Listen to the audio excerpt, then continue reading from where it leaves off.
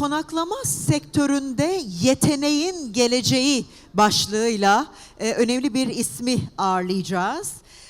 Ve alkışlarınızla Roches CEO'su Carlos Diez geliyor.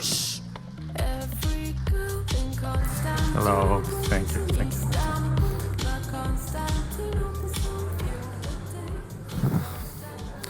Hello. Hello, it's a pleasure to be here with all of you. I want here to speak with you about a perfect storm. And perhaps you are not realizing in the industry of hospitality what a special moment we are living today in the industry. Let me start with this graphic.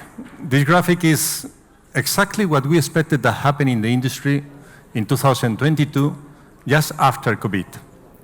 When you see it here in the picture, you can perceive clearly a strange moment here that is exactly the moment that we suffer COVID globally in all the countries.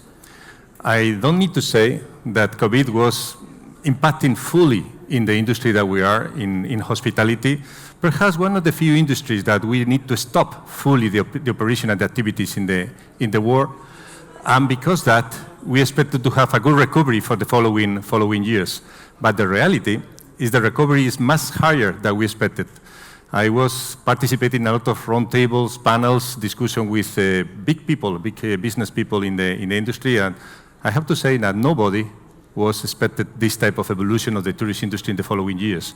This graphic is even higher the results that we have in the industry that was considering before. When we discuss about what is happening in terms of labor jobs related in the industry, what is happening is we have a real issue in all the industry partners about the talented people that they need to join the industry in the following years. This is the distribution of the number of jobs that the industry is expecting to have in the following years coming to the industry. And you know that the growth that we expected in regions like Asia Pacific, Africa, North America is really relevant, it's impressive. We need a lot of positions to cover, millions of positions, job positions to cover in the following years. And the reality, when you look, because you look about the countries, China obviously is one of the most, and China, India, do two big machines of labor production in the following years, or needs in the following years. But when we look about the reality of the different countries, not all the countries they are prepared for doing this situation. We are in a perfect storm. I have in my office coming CEOs of big multinational companies, and these people is telling to me in my office, Carlos, we need people for developments that we're doing in this country, this other country. We have the money, we have the support of the governments, but we are not sure that we have the people prepared and the talented people that we have prepared for following the standards that we have in our country, in our company. There are 7 reasons because we are in this perfect storm. The first reason is we're in a more global world than ever. When we discuss about, you asked me 20, 30 years ago, what happened in the industry, what is the level of competition that we have, is we are worried about to have people to work in our industry, in our company. Not big companies that are worried, but now the companies that are recruiting in all the countries. I have meetings with ministers, with governors, that they are working with us in the university to try to compete in a better position with other countries to convince the people to go to work in this country or with this company. It's something new. Before you can be a little protected in your country, in your company, and your competitors, they are the only people that can attract your talented. Now, it's not the situation. It's a real, full global war. Second factor that is creating this perfect storm. Before was extremely rare that the people is abandon hotel industry, for example, to go to work in another sectors. But now it's not the case. After COVID, I am invited for different hotel associations to have a speech to them about the situation, and they recognized to me in Bangkok and in Portugal, both of them, they recognized to me that they lost after COVID around 35% of the position that they have for the most talented people in their companies. Now, in Roches, in our university, we are ranked between the 2 best universities in the world in hospitality. Before, you asked me 20 years ago, close than 80-90% of the students that we graduate, they will work in hotel industry. Today, 30% of the students that are graduating with Roches, they are working in all these type of different industries. Apple, Louis Vuitton, Cartier, Qatar Airways, investment banks. A lot of companies, they are not focusing on hospitality, they are recruiting with us because they perceive we are the right place to provide this type of professionals. COVID was a very, very difficult time for all in hospitality. But the reality is after COVID, the situation is booming in tourism. People say it's because the savings that they have, the people in the homes, they need to spend. People say because the people desire to travel after COVID, but there are another more powerful reason. The world changed very dramatically in the use of the technology. One manager of Google recognized to me that they experiencing during COVID period an evolution of the adaptation of the technology for the society 6 times more powerful than they expected in their plans. That means mostly of the companies now offer time for the employees to work in distance. When you can work in distance, you can travel. And this is something that we're experiencing now. This is the reason because after COVID, we are not only experiencing a really recovery for the second year that we expected, we are really experiencing a sustainable growth that is not expected to stop in the following years. And another important point, the market is changing. More and more, the investment funds, they are coming to the industry to invest in hospitality. The appetite that they have to invest money with us in hospitality is incredible. The growth of the inversion in investment funds is incredible. And when these people, they are coming to the industry, these people, they are looking for professionals with another level of training, with another quality of professional quality. They are competing for the best talented people, paying more money than the traditional companies, family companies in hospitality and hotels. That means we have a real challenge in front of us with this new ownership. And professionalize, I explained this one, bipolarization of the tourist supply. You know, the companies, if you look about the portfolio of the different multinational companies, I was recently with the CEO of Mandarin Oriental, Laurent, and it's not an isolated case. Last week I was with Rosewood. All the big CEOs of the multinational companies, they are taking the same strategy. They look for 2 positions. One position is the commodity-based position, because another position is luxury. For one reason, because middle side, they are abandoned, all the companies, because it's the area that is more exposed for the competition for the new technology companies.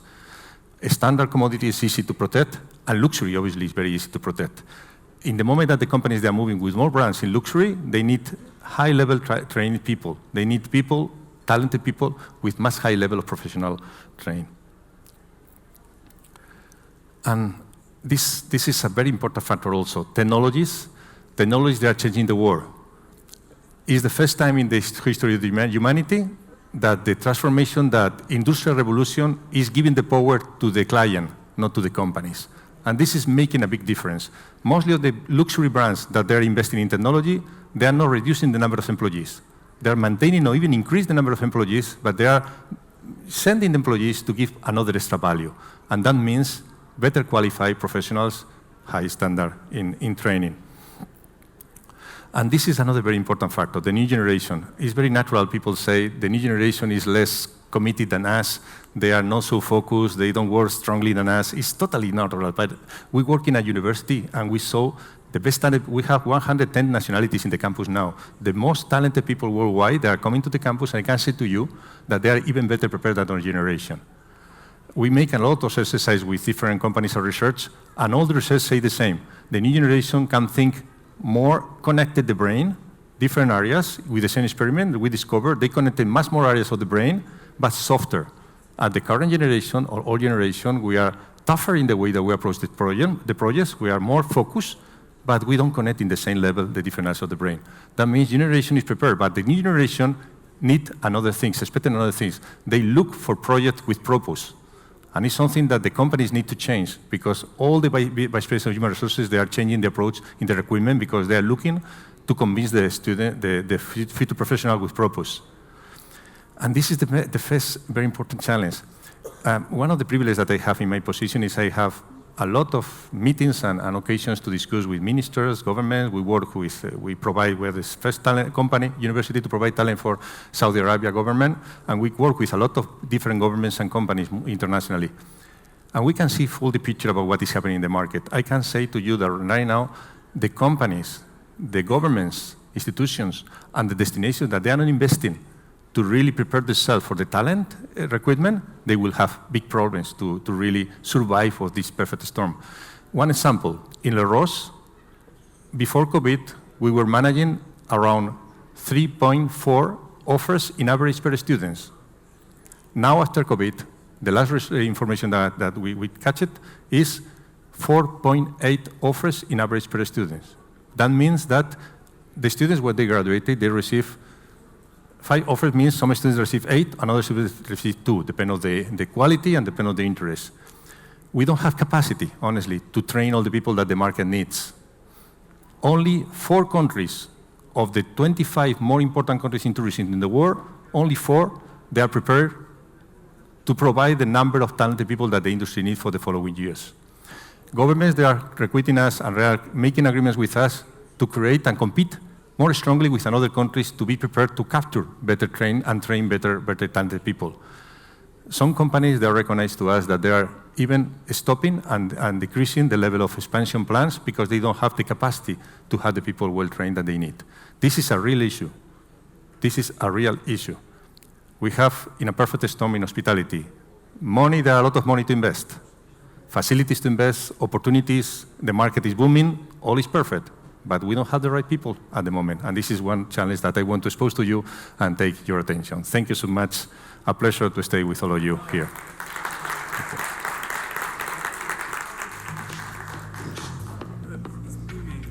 Hi.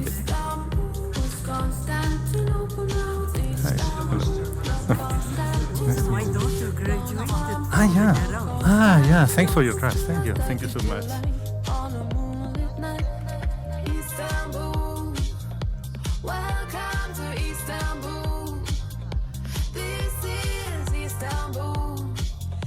We couldn't get the picture. Can you please come to the stage once again? Şerif Hanım, please. And here, right in the middle of the lights.